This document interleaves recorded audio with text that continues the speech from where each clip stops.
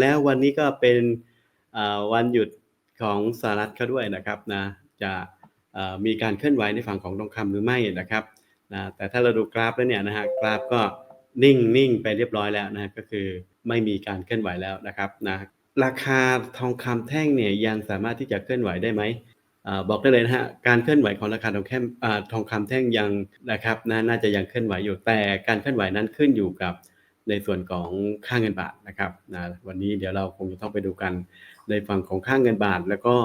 ในฝั่งของดอลลาร์ด้วยนะครับ